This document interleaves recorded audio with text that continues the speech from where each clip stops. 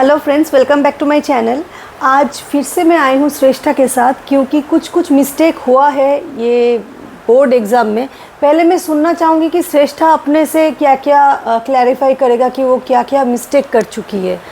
क्या बोलूँ मैं इस पे, क्या बोलूँ क्या मैं इस पे, मतलब इससे अच्छा और अच्छा रिजल्ट क्यों नहीं आया, पहले तुम बताओ। तो फर्स्ट पेपर हिंदी का था, उसमें मैंने काफ़ी जल्दबाजी कर दिया था। कोई भी क्वेश्चन का ऑब्जेक्टिव मेन रहता है उसमें, तो उसका जितना भी क्वेश्चंस था मैं हड़बड़ी में पढ़ के उसको जो स्टिक कर दे रही थी। और टाइम जैसे आप सबको पता लिखना बहुत पड़ता है, तो तो गेम बजाना पड़ेगा। फर्स्ट डे उतना नहीं। और प्रैक्टिस मतलब नहीं मुझे था। पता है एमसीक्यूज में मुझे पता है कि उसका ऑप्शन सी करेक्ट है, पर मैं हड़बड़ी में ऑप्शन बी करके आ गई। और बहुत ही कंफ्यूज आ गया हूँ भगवान। जब मैं घर में आके चेक करी हूँ तो फिर गलत है वो। तो हिंदी में जो मार्क्स उसका 87 आया है, तो इसका कारण है श्रेष्ठा घर पे आके बोली थी कि एमसीक्यू में गलती हुआ है मम्मी, क्योंकि फर्स्ट डे था तो टाइमिंग का भी प्रॉब्लम हो रहा था और जान के जाना हुआ जो क्वेश्चन का आंसर है वो गलत लिख के आई हूँ। लेकिन फिर भी हम लोग 90 सोचे थे। हाँ, कितना था एक्सपेक्टेशन? 90 अराउंड तो था मेरा, जो तुमने कैलकुलेशन किया था। हाँ। और इसके अलावा और क्या क्या? इसके अलावा टाइम मैनेजमेंट मेरा थोड़ा पुअर था। मतलब कोई क्वेश्चन नहीं हो रहा तो मैं पहले 2-3 पेपर में उसी में अटकी हुई हूँ कि उसका आंसर लिखूँगी तो उसके बाद फिर आगे बढ़ूँगी।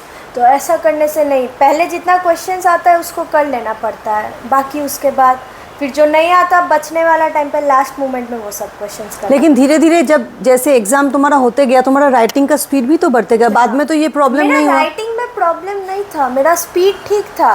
प्रॉब्लम था कि अगर किसी क्वेश्चन में मैं अटक जाती थी तो मैं उसमें अटके रह जाती थी, समय बर्बाद हाँ, टाइम वेस्ट ज़्यादा होता वेस्ट हो जाता था।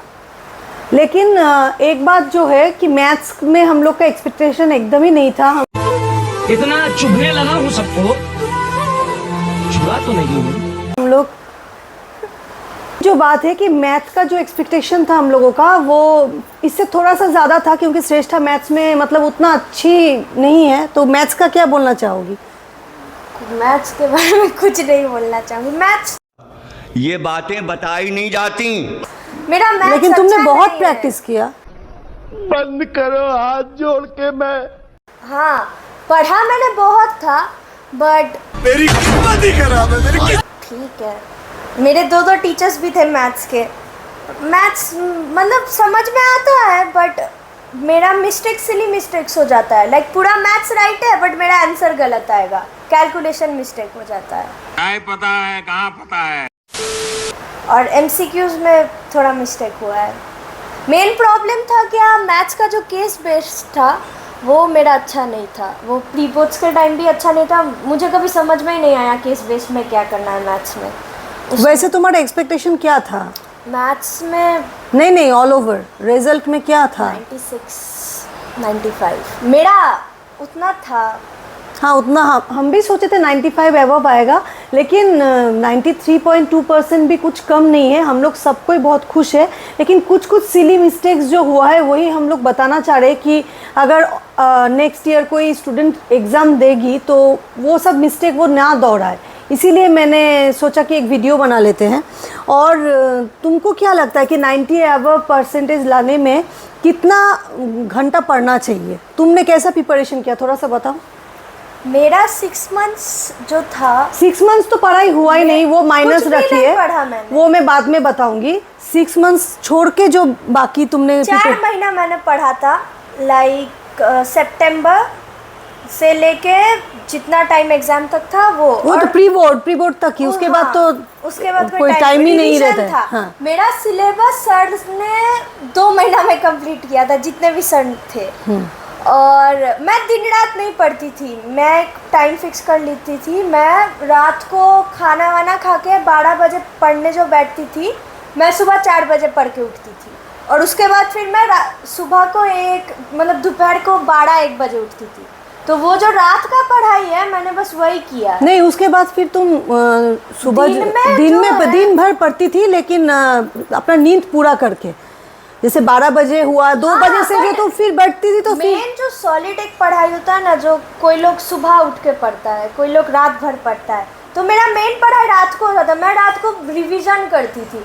जैसे कोई भी सब्जेक्ट हुआ, मैंने जैसे पकड़ा साइंस, तो मैं उस दिन रात को साइंस का जितना भी चैप्टर्स है सब रिवाइज कर लूँगी पहले से लास्ट दूसरे तक। दिन सुबह जो मैं जब भी उठूँ मैं फ्रेश हूँ, कोई मतलब वो नहीं कि पढ़ना है तो 4 बजे सोई तो फिर 6 बजे उठ जाऊँगी, ऐसा मेरा नहीं था। मैं मूवीज़ देखती थी, हम लोग बाहर जाते थे। हाँ, मैं रेस्टोरेंट जाती थी, मैं पार्लर जाती थी, मैं शॉपिंग करने जाती थी। हमारे देश का भविष्य मतलब वो होता है ना कि हर टाइम बोझ है तो पढ़ते रहो, मैंने वैसा नहीं पढ़ा है। हाँ, बट जितना पढ़ा है मैंने सॉलिड पढ़ा है, उसी का मार्क्स है। हाँ, अब लग रहा है कि थोड़ा और अगर मुझे मतलब टाइम मिलता, स्टार्टिंग से अगर मैं पढ़ती एकदम 10th के स्टार्टिंग से, तो ज़रूर रिजल्ट डिफरेंट होता। तो 10th का स्टार्टिंग से ये नहीं पढ़ पाई, इसका कारण था इसके साथ कुछ प्रॉब्लम चल रहा था क्लास 10 में जाने के बाद से।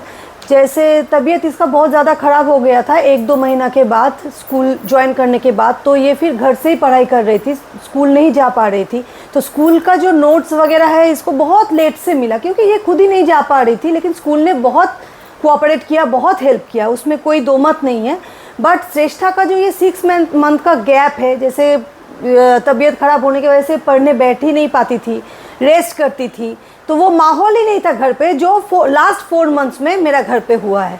तो यही अगर फुल ईयर ये अच्छा से पढ़ाई करती तो मुझे लगता है कि ये बहुत ज़्यादा अच्छा स्कोर करती, क्योंकि जो इतना कम टाइम में इतना अच्छा मार्क्स ला सकती है वो फुल ईयर पढ़ के कितना अच्छा मार्क्स ला पाती। तो यही सब प्रॉब्लम इसके साथ हो गई थी, मेडिकल इश्यूज़ वगैरह, इसीलिए थोड़ा सा अब जो है। हम लोगों ने तो सोचा था कि एग्ज़ाम इस साल दिलवाएंगे नहीं, नेक्स्ट ईयर दिलवाएंगे, बट श्रेष्ठा ने बोला नहीं, मैं ईयर लॉस नहीं करूँगी, मुझे देना है एग्ज़ाम। तो जैसे भी हो, हम लोग इतना भी मतलब नहीं सोचे थे कि एकदम बर्डन दे के इसको प्रेशराइज करके पढ़ाओ और करो। लेकिन मैं थोड़ा पीछे लगती थी, ऐसा बात नहीं है। मुझे तो थोड़ा सा लगा था कि नहीं, लास्ट 4 मंथ से तो हम लोग पूरा मेहनत करेंगे। तो हम लोग मतलब हम, मेरा हस्बैंड और श्रेष्ठा तीनों मिल के, जैसे रात का 4 बजे तक वो पढ़ रही है, हम लोग जगे हुए हैं, एक साथ मेरे रूम में पढ़ती थी। मतलब मैं देखी हूँ कि ये पढ़ रही है, मेहनत कर रही है, मेरा आंखों देखा हाल है। और कुछ तुम बोलना चाहोगी?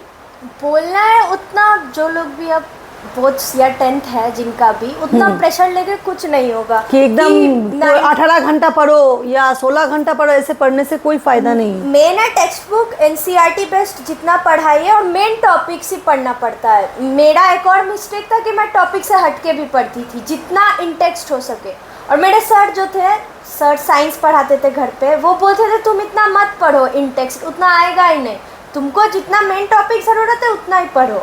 और मेन ही टॉपिक से आया, बट उतना इंटेक्स्ट में टाइम वेस्ट नहीं करके अगर NCERT का मेन टॉपिक्स कोई पढ़ ले तो उसके लिए एग्जाम बहुत इजी तो हो जाएगा। क्या तुम सजेशन दोगी, क्या कौन सा बुक पढ़ने से अच्छा हो जाएगा? जो टेक्स्ट बुक है, कोई एक्स्ट्रा बुक नहीं लगता। जैसे मतलब मैथ्स का तो मेरा उतना नॉलेज नहीं है, क्योंकि मैंने मैथ्स में NCERT किया था अच्छा से और RS अग्रवाल।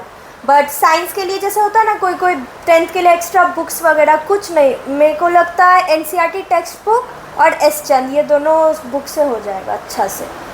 देखिए, मैं एक सजेशन देना चाहूँगी हर पेरेंट्स को जिसका बच्चे 10th का एग्ज़ाम देने के लिए प्रिपरेशन लेगी या ले रही है, कि घर पे माहौल एकदम नॉर्मल रखिए, ताकि जो एग्ज़ाम देगी या देगा उसको मतलब घर का माहौल बहुत अच्छा सा फ्रेंडली लगे, कि प्रेशर नहीं रहे पढ़ाई का या कुछ। मैंने ऐसा ही किया था। हाँ, थोड़ा सा जैसे ओकेशंस हुआ, पार्टीज़ हुआ, अपना भी सेक्रीफाइस करना चाहिए, बाहर कम जाओ, टाइम दो, थोड़ा वो पढ़ेगी तो उसके साथ बैठो, ये सब थोड़ा बहुत। पर मेरे साथ बहुत कोई ने एग्ज़ाम दिया है जान पहचान पे भी। कुछ लोग ऐसे थे जो बाहर ही नहीं जा रहे थे एग्ज़ाम। हाँ, वो ऐसा भी मत करो कि मतलब मेरा पेपर है 10 दिन में, तो बाहर जाना एकदम बंद, या कहीं नहीं जा रहा है, पार्टी वगैरह कुछ अटेंड नहीं। मेरा ऐसा नहीं था। मैं तो श्रेष्ठा को घुमा के लाई थी एग्जाम का 2 दिन पहले। हम लोग घूम के अच्छा से शॉपिंग वगैरह अच्छा करके, से। ताकि मूड फ्रेश रहे और अच्छा से ये पढ़ाई करे। अगर पढ़ लिया है रिवीजन, हाँ रिवीजन जो है एग्जाम स्टार्ट होने के 10 दिन पहले रिवीजन करके ख़त्म कर देना पड़ेगा, ताकि जो पेपर है उस दिन पहले मैंने बस इम्पोर्टेंट पॉइंट्स और इम्पोर्टेंट टॉपिक्स एक बार देखा था। मैंने कोई फिर से रिवीजन या फिर से नहीं पढ़ा था, कोई भी चैप्टर नया मैंने छुआ ही नहीं था। और प्री बोर्ड से पहले पूरा सिलेबस कंप्लीट कर लो, बस इतना ही, ताकि बाद बाकी जो टाइम रहेगा वो खाली रिवीजन के लिए रहे, है ना?